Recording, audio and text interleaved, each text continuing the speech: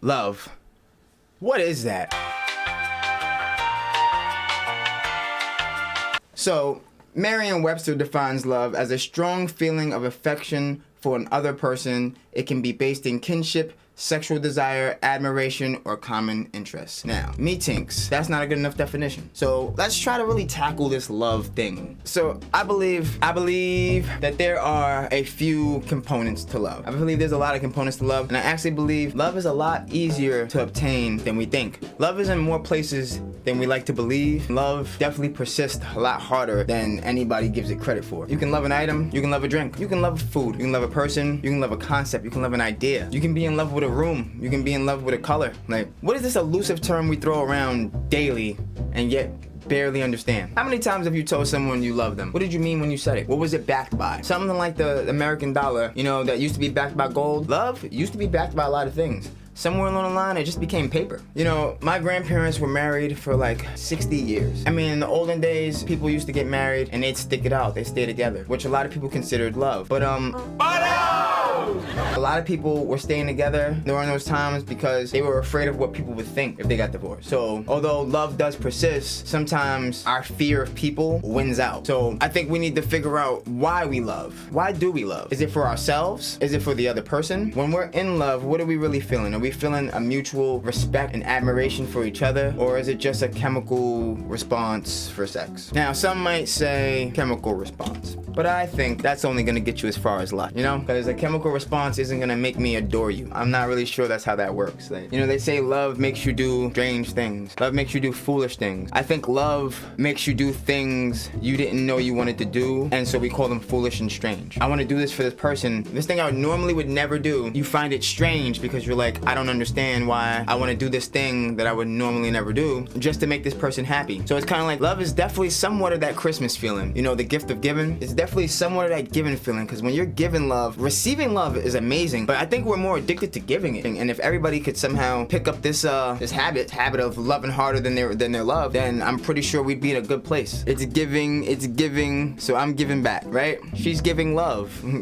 Return that, sir. You know, when you come home from work and that dog attacks you at that front door, it might be light cash, but you understand that's love. That dog couldn't wait to see you. You came back, he's exploding with energy. You're back. You're here, you're home, you're here, you're home. And you're like, yes, right? And in that moment, you're just like, damn, this dog is just so happy to see me. It feels so good to be welcomed like that. It feels so good to be wanted like that. I think a lot of people need to find the difference between love and lust. Two very different things, love and lust. Because lust is just like sexual attraction run amok. I'm visually attracted to you. My eyes say I like you, and your eyes say you like me. And at this point in time, that's all we need. Like, so if you don't build for love from lust, when the lust runs dry, she does too. We need to stop telling people they don't love us for things that are small. We need to stop declaring love is not in the air because something small happened. Because you asked me to get you a Pepsi from the store and I didn't get it. Now I don't love you. Because you asked me to do something small and I couldn't accomplish it properly. Now I don't love you. Is that what you believe? And if that's not what you believe, why are you throwing it around so willy-nilly? Is it because it's paper now? I don't know why men sometimes develop this concept of, I love my mother, but like no other female in the world is good enough. So it's like, what do you think happened to your mother? How do you think the rest of the men in the world treated your mother? Your mother is exempt from the way you see females of the world, but every other female is tainted. Like, females ain't this, females ain't that, but you love your mother. So what are you saying? You just have this one exemption for your mother? Men are dogs, men are this, but you love your father. So we have these exemptions for our parents, and we act like the rest of the world aren't our parents. Your father, he's good. Your mom, she's good. But dudes, and women, But you know they're part of that system, right? Why are they exempt from that? Because you love them. So you realize if you extend love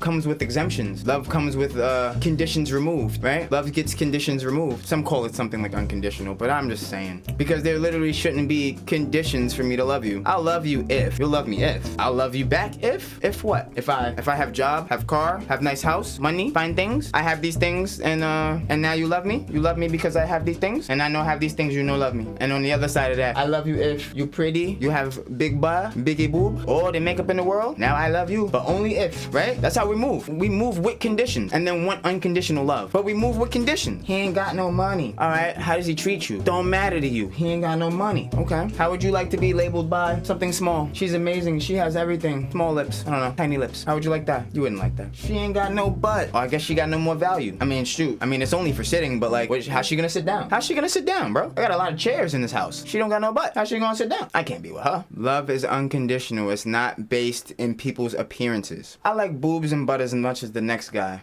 But I'm really a face soul kind of guy. Like, I see your face, I see your soul now. Kind of glad I spoke to you. Like, but all this courting females from the rear, it's a little backwards. Ooh, look at her. Where? The girl facing the wall. Look at the girl facing. How are you doing that? How are you looking at the girl facing the wall? I'm looking. Yeah, I see what you're looking at. Yeah. When speaking to YouTube, it is like speaking to the world because you intend for the world to see your videos. And in speaking to the world as I am right now, the world gotta get it together. We gotta get it together. We can love better than this. We can do better than this. If we base most things in love, I'm pretty sure we'll be okay. We start helping our neighbors. We start helping each other. Many hands make light work. You know what I'm saying? That rock looks pretty heavy. Would you like me to help you lift it? I got a couple of guys that can help. You know, many hands. Oh snap, it's light. This is light work. I had many hands, right? Light work can be done by light workers. Cause you know, I've been known to fiddle in the sunshine. Something like the homie Johnny. Like, y'all know what went down that day in Georgia. We can do better. Hug your loved one. Tell them how you feel. Appreciate them. Appreciate other people, not just your immediate family. We came to this conclusion somewhere along the line that it's about me and mines. If it ain't about me and mines, then, you know what I'm saying, don't swing that vine. I don't care who hurt it. Or we walk around all day caring only about ourselves. And then when somebody is indifferent to your struggle, you're mad, you're upset. But when you're indifferent to theirs, it's meaningless. It's not your problem. But when your problem is the world's problem. Your problem is, come on, why me? Why me? But when the other guy next to you is screaming, why me? He's a baby. He's a crybaby. He needs to get over it. He needs to suck it up. But when it's your turn, it's, no, this is different. This is so much different. Like, so different, huh? I'm not gonna go on and on and on and on. I think I'm gonna end it here. I figure something out. But come on. Like, love one another, trust one another, build something with each other, dream of a better future together. What they say in Interstellar? Because no matter where you are, I love you, right? I think that's enough. We're gonna sign off. If we want to touch back on love, I probably have more to say. But you know, comments really help me get triggered. Sometimes I need to be triggered. Sometimes you need to be triggered. Like, trigger words aren't always a bad thing. And then that being said, I'm gonna sign off because I gotta edit this video. I'll catch y'all in the next one.